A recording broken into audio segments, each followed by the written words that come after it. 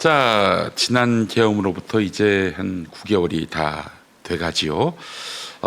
이 9개월 동안 한 편의 영화를 찍으신 분이 계십니다. 바로 김상욱 의원이십니다. 오늘 이 아침에 모셨습니다. 어서 오십시오, 의원님. 네, 반갑습니다. 네. 너무 뵙고 싶었는데 아유, 저도 영광입니다. 뵙고 싶었습니다, 의원님.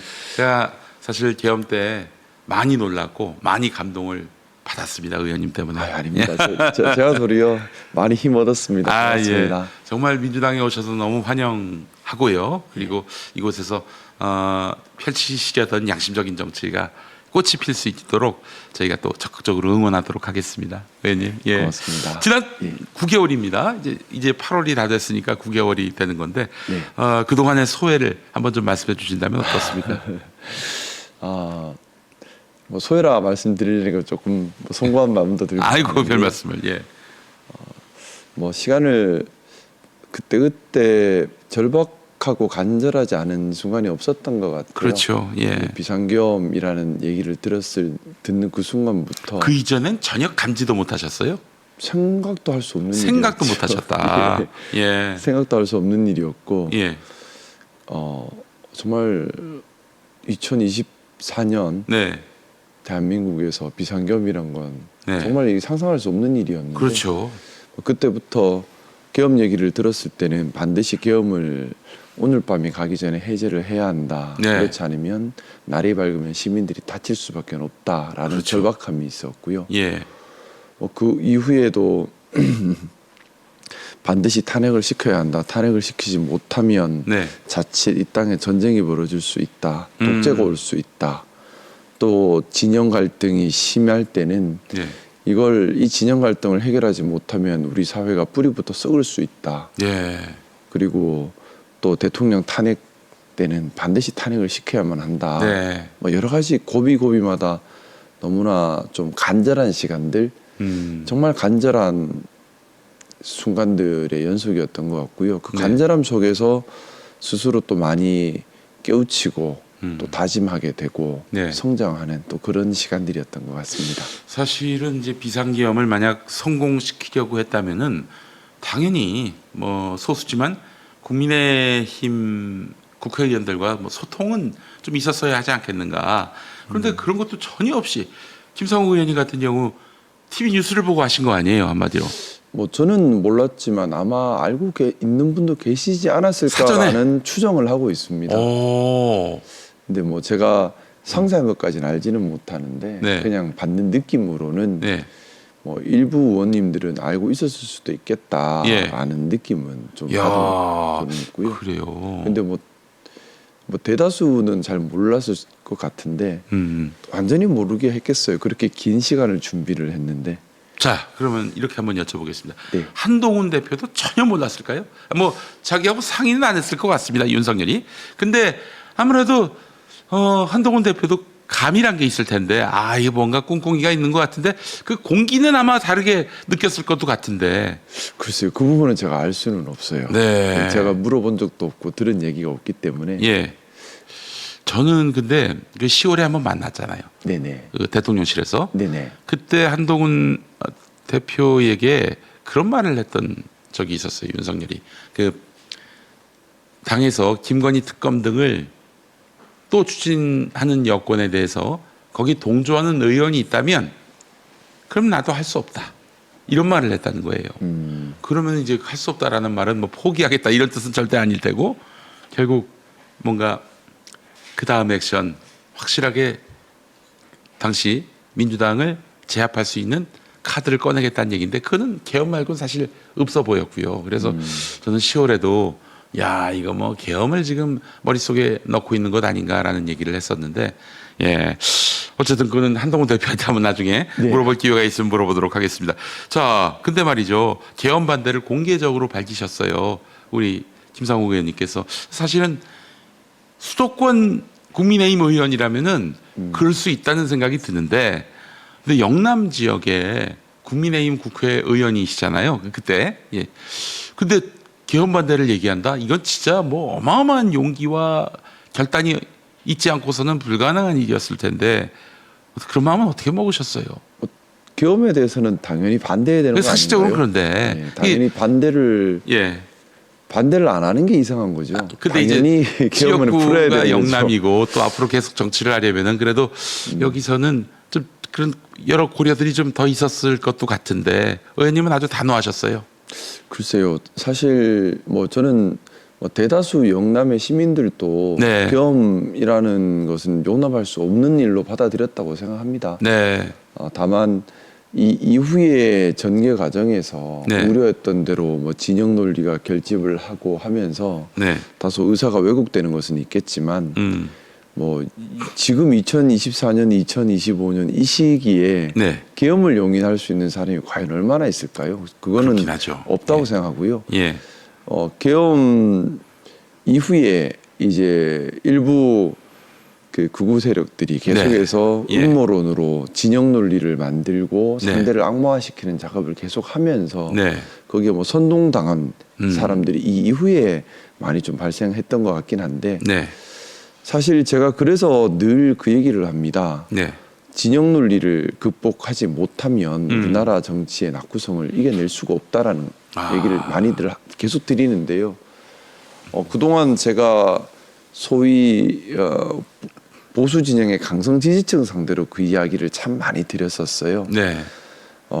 그렇게 맹목적으로 국민의힘 무조건 옳고 민주당은 무조건 나쁘다라고 볼 문제가 아니다. 네. 시민이 주인이 돼서 네. 누가 보수의 기능을 잘 수행하고 있고 누가 진보의 기능을 잘 수행하고 있고 그래서 누가 국민들께 도움되고 국민을 주인으로 받들고 있는가로 평가를 하시라 네. 말씀을 많이 드렸는데 사실 이 질문은 보수 강성 지지층뿐만 아니라 정치를 바라보는 모든 시민들께서 함께 좀 가지고 있어야 될 부분이 아닌가.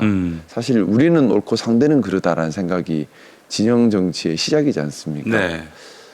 늘 생각 한번 잘못 먹으면 또 무너질 수 있는 거거든요. 네. 저는 이번에 이제 우리 이재명 대통령님 이제 집권하시고 민주당이 집권했는데 우리 민주당 스스로 또 이걸 새겨야 될 부분이라 생각합니다. 뭐냐면 우리는 늘 옳고 네. 상대는 상대는 늘 그르다. 네. 또 우리는 이제 이 생각이 좀 더 가면 이제 그런 얘기를 하게 돼요. 누가 더 당성이 강하냐. 자 이런 식으로 가게 되면 배타적인 생각을 가지게 되거든요. 그렇죠. 상대를 예. 적대시하게 됩니다. 네. 이 생각이 커져버리면 비슷하게 닮아가는 모습이 생겨요. 그래서 늘 되돌아보고 중심 잡고 포용하고 네. 그러면서 나아갈 방향을 정확히 알고 잘못된 건 반성하고 잘한 건 더 북돋고 이런 좀 현명한 우리가 되는 타산지석으로 삼았으면 하는 네. 바람입니다. 프론티어들은 사실 외롭고 네. 또 그렇습니다만은 근데 사실 많은 일들을 해내지요. 그렇지만은 항상 정치는 뒤따라오시는 분들을 배려해서 그분들이 너무 도태되지 않도록 함께 갈 수 있도록 해야 한다는 네. 점에서 보면은 맞습니다. 뭐 강성이 갖는 의미도 있지만은 그 가치도 있지만은 그러나 또 함께 협력하고 동의 구하면서 느리지만 그렇게 함께 손잡고 갈아야 되는 길이 있다 이 말씀이에요. 이번 예. 대선 결과를 보면 좀 많이들 실망스러웠지 않습니까? 뭐냐면 영남 지방에서 네. 김문수 후보에 대한 지지가 상대적으로 좀 많이 나왔어요. 그렇죠. 그걸 보고 영남 시민들을 비난하는 글을 참 많이 봤습니다. 네. 우리 심지어 우리 당내에 계신 분들조차도 영남 시민들을 비하하는 표현을 쓰는 분들도 계셨었어요. 예, 제가 예, 그분들께 늘 그 말씀드립니다. 시민이 주인이십니다. 영남 시민도 대한민국 시민들이시고요. 그렇지. 시민을 비판하고 비난하는 정치가 있을 수는 없는 겁니다. 왜 그런 선택을 할 수밖에 없었는가? 어떻게 같이 갈 수 있을까? 어떻게 그분을 설득할 수 있을까? 그렇지. 우리가 어떻게 효능감을 드릴 수 있을까? 네, 우리의 모자란 맞습니다. 점은 무엇이 예. 있었을까를 생각하는 것이 정치의 기본 자세인 거지. 네. 상대를 공격하고 악마화하면서 우리 진영을 공고하려는 시도는 저는 구구라고 하는 존재를 네. 형태와 수단으로 좀 보고 있습니다. 구구가 사실 무슨 방향성이 있겠습니까? 구구가 이루려는 나라의 방향성은 사실 없습니다. 없어요. 예. 구구는 소수 권력자가 자신의 권력을 지키기 위해서 네. 다수 대중에게 무지를 일으키고 사실관계를 왜곡하고 선동하고 외부의 적을 만들고 내부의 적을 만들어서 하나로 똘똘 단결시켜 버리는 거거든요. 네. 그다음에 마음대로 좌우로 흔들어 버리는 겁니다. 그러다 보니 극우의 가장 대표적인 특성 중에 하나가 진영 정치입니다. 네. 근데 우리 스스로도 마찬가지입니다. 우리가 국민의힘은 저는 더 이상 정당 기능을 수행 못한다고 보고 있어요. 그러면 우리 안에서 더 건강해지고 더 민주적이어야 하고 더 다양한 목소리가 반영이 되고 네. 더 국민들께 효능감을 드려야 됩니다. 네. 그래서 우리가 누군가를 적대시하고 그걸 통해서 우리의 단계를 꾀하려고 한다면 또 닮아가는 거거든요. 네. 네. 네. 우리는 책임 있는 모습을 보여야 되기 때문에 네. 절대 우리가 네. 우리가 비난했던 그들과 닮지 않기 위한 노력, 더 큰 품으로 바른 방향을 지향하고 상대를 설득하고 또 효능감을 보여주는, 저는 효능감을 보여주는 게 정말 중요하다고 생각합니다. 예, 설득해 나가야죠. 정말 맞습니다. 설득 없이 그냥 내가 척결의 가는 대로 대상이 따라와. 아니에요. 이거는 예. 폭력이죠, 물론 사실. 척결의 대상은 있습니다. 네. 누구냐? 반국가, 그럼. 반헌법, 반민주, 네. 반보수를 만들어 왔던 네. 그 주동 세력들은 법에 따른 처벌 반드시 반드시 발본색원에서 받아야죠. 받게 해야죠. 하지만 시민들, 일반 그들에게 유권자들. 선동당했던 시민들은 우리의 이웃이고 이웃, 네. 정말 함께 가야 될 우리의 동료들인 겁니다. 저 우리에게 또 표를 줘야 될 분들이고 맞습니다. 그러니까 예. 예, 알겠습니다. 자, 그 계엄 반대를 공개적으로 밝히셨을 때 이제 국민의힘에 계실 때 네네. 여러 가지 압박을 많이 받으셨던 걸로 알고 있어요. 어떠셨습니까? 그때 권성동 대표가 아예 찾아가 가지고 탈당하지 뭐 그랬던 걸로 알고 있는데 네네. 그 당시 얘기 좀 해주시면 좋겠어요. 뭐 압박은 많았고요. 근데 네. 중요한 것은 윤석열을 탄핵시키기 위해서는 네. 국민의힘에서 함께하는 표를 만들어내야지만 가능했습니다. 그렇죠. 그때 200석을 넘겨야 되니까요. 예, 그래서 저는 윤석열을 뭐 사실은 제가 좀 시간을 돌이켜 생각해 보면 그랬습니다. 12월 3일 처음 계엄 얘기를 들었을 때 광주가 생각이 났고 광주의 아픔이 되풀이 되지 않게 하기 위해서 예. 제가 오늘 밤 죽더라도 이건 반드시 풀고 막아야 한다라는 절박함이 정말 컸습니다. 그래서 네. 뭐 여러 차례 다른 방송에서도 말씀드렸지만 뭐 죽을 각오를 하고 정말 뒷정리를 다 부탁하고 죽는다는 심정으로 국회로 뛰어들어갔고요. 네. 그래서 정말 반드시 계엄을 풀어야 한다 생각밖에는 없었고 다른 생각을 할 여유 자체가 없었어요. 계산을 저는 근데 그 순간에 돌이켜 보면 국회의원들 중에 머리로 계산하는 사람 뭐가 유리한지 네, 그렇죠. 또 뭐 두려워하는 사람, 혼란스러워하는 사람, 또 매우 화를 내는 사람, 네. 차분하게 준비하는 사람 여러 부류가 있었던 것 같습니다. 네. 근데 저는 매우 화를 내는 쪽에 있었고요. 네. 용납할 수 없는 일이 벌어졌다라고 매우 분개하는 사람이었고. 그런 분들이 한 몇 분 되십니까? 국민의힘 안에서. 국민의힘 안에서 분개하는 사람은 뭐 저 말고는 못 봤던 것 같긴 합니다. 저는 매우 분개하고 있었고. 김예지 의원님도 그런 경우가 아닐까. 김혜지 의원님을 그날 밤에 뵙지는 못했어요. 네, 왜냐하면 네, 네. 김혜지 의원님은 시각 장애인이십니다. 알죠. 아무래도 예. 담을 넘어오시는 게 위험할 수 있어요. 그래서 그렇죠. 너무 위험하게 하지 마시라고 저희가 도리어 말리는 상황이었고. 아, 근데 반면에 이런저런 장계산으로 무엇이 유리한가 손익 계산하는 분들도 계셨던 것 같고요. 혼란에 빠졌던 분도 계셨던 것 같고요. 근데 국회의원이라면 네. 뭐 최소한 둘 중에 하나여야 한다고 생각합니다. 매우 저처럼 매우 분개하거나 네. 또는 잘못되었으니 차분히 풀자 하시거나. 왜냐하면 포고문을 보면 불법 반헌법 비상계엄이라는 거 충분히 판단할 수 있고 네. 또 국회의원이라면 이것을 국회에서만 풀 수 있다는 것도 알 수 있어야만 하고 네. 또 국회의원이라면 시민들을 지키기 위해서 당연히 목숨 걸고 국회로 달려왔어야 한다고 생각합니다. 그러지 네. 않았던 사람들은 사실은 역사의 죄인이다. 저는 그렇게 생각하고요. 네. 일단 그러고 나서 이제 계엄을 풀고 나서 여전히 긴장된 상태에서 국민의힘의 의원총회가 바로 열렸지요. 그리고 네. 12월 7일 날 예, 예, 예. 투표결이 있었습니다. 저는 뭐 당 12월 3일 이후에 이미 그 국민의힘 안에서는 확실하게 노선을 밝히셨어요. 가장 강력한 예. 용납할 수 없는 일이다라고 계속 화를 내면서 동료 의원들에게 이건 용납할 수 없는 일이니 대통령 네. 끌어내려야 한다는 얘기를 하고 있었고요. 네. 이제 그때 국민의힘 안에 선배 의원님들이 저를 많이 설득을 하려고 하셨어요. 네.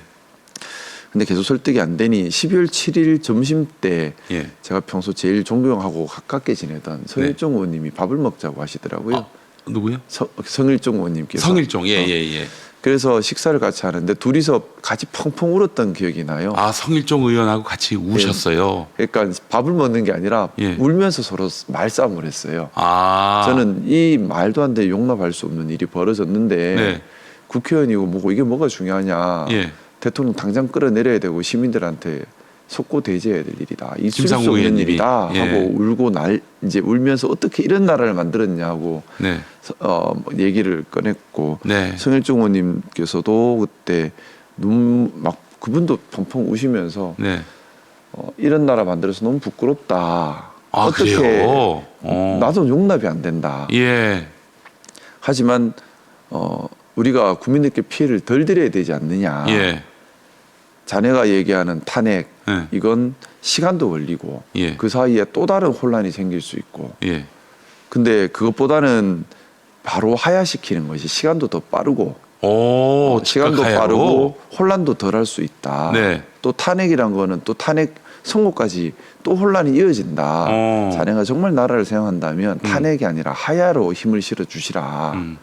그래서 12월 7일 오전에 대통령이 한 그 말이 네. 하야에 대한 이야기다. 예. 그러니 이제 우리가 하야 시킬 거니까 네. 이번 한 번은 탄핵에 동참하지 말고 예. 같이 한번 믿어주라 말씀을 하셨고요. 뭐 일단 뭐 12월 7일 점심은 그런 대화가 있었습니다. 그러고 그래서 나서 사실은 그 처음에는 이제 반대표를 던졌다고 말씀하신 거가 네네. 바로 이 배경입니까? 네 맞습니다. 그래서 근데 이제 제가 당론에 따를 수 없었던 것은 본회의 자체를 보이콧한다라는 당론에 따를 수 없었던 거예요. 당론을 거부하셨다는 것은 가셔서 투표를 하셨어요? 네. 투표 자체를 하지 말라고 하는 게 당론이었는데 그걸 네. 이제 저는 거역하신 거고. 당론 본회의 자체를 보이콧한다는 것은 동의할 수가 없죠. 왜냐하면 많은 국민들이 불안해하시고 거리로 나오셨는데 그럼 저한테 했던 이런 얘기들을 공개적으로 했어야 되는 거지 않습니까? 예. 근데 저도 일만의 불안함이 있죠. 대통령이 약속을 안 지킬 가능성이 크다. 그래서 그날 일단 당론에 반대해서 네. 보이콧하는 것 자체는 잘못이다 하고 네. 또 본회의 돌아와서 근데 제가 그때 돌아오면서 이제 제가 정치인으로 얘기하는 마지막 순간이라 생각을 했어요. 이미 뭐 당론에 반대했기 때문에 다 던질 각오로. 다 던진다는 생각으로 돌아왔고 예.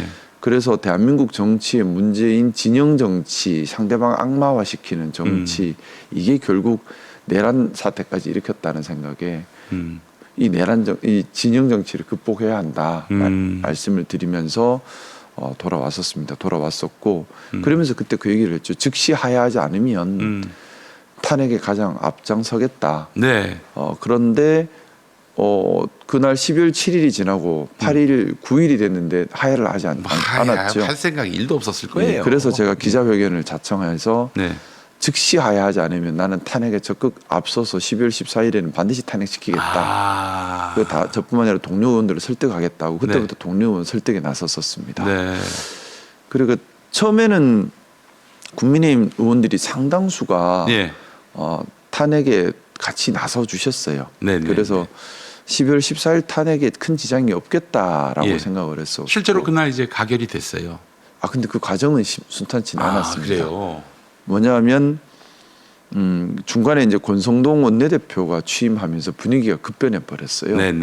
탄핵에 동참하기로 했던 의원들이 다 돌아서 버렸습니다. 아이고 세상에. 왜냐하면 이제 권성동 원내대표가 엄청나게 강력한 그립감으로 표단속을 시작을 했고 공개적으로 만약에 가결표 탄핵 가결표를 던질 것으로 추정되는 사람들은 다 찾아가서 반드시 부결하라고 압박을 그때 넣었군요. 내세웠던 논리가 어떻게 이제 추경호 그전 원내대표가 내란 공범으로 적시되어 있는 탄핵 아니다.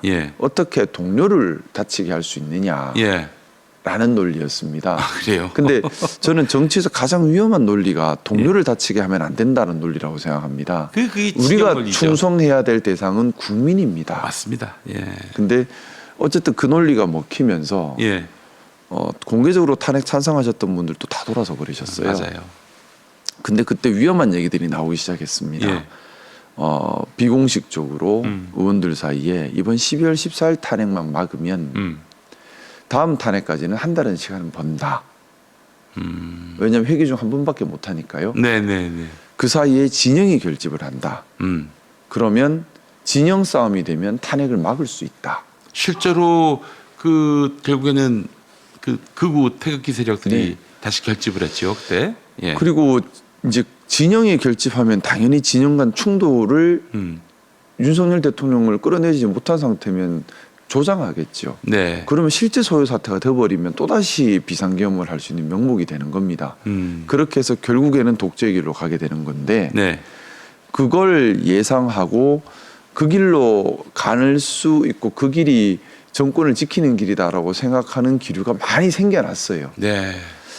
또 한편에는 윤석열이 자신을 지키기 위해서 또 윤석열을 따르는 장군들이 자신을 지키기 위해서 북한을 정면 도발해서 전쟁을 일으킬 것이라는 예상도 정말 많이 돌았고요. 아 그래요? 네, 그래서 저는 그때 좀 많이 절박함을 느꼈습니다. 뭐냐면 12월 14일 탄핵을 못 시키면 예. 대한민국이 내전 또는 전쟁을 거쳐서 독재로 돌아가겠구나. 이건 실제로 시민들이 막을 수 없는 단계까지 가버리는 한 달 겁니다. 정도 지난 시점에 그때 이제 윤석열이 끝내 이제 그 체포 구속이 되긴 했습니다만은 그 사이에 그야말로 공성전이 있었잖아요. 네. 그 한남동 공간을 지키면서 들어오기만 해봐라. 뭐 총을 쏠 수도 있다.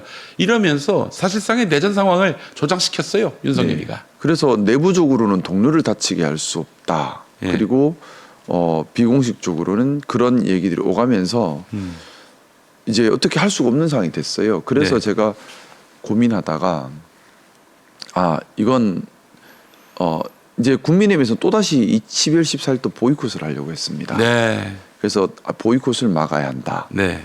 그러려면 압박을 줘야 한다. 두 번째는 욕바지가 필요하다. 아.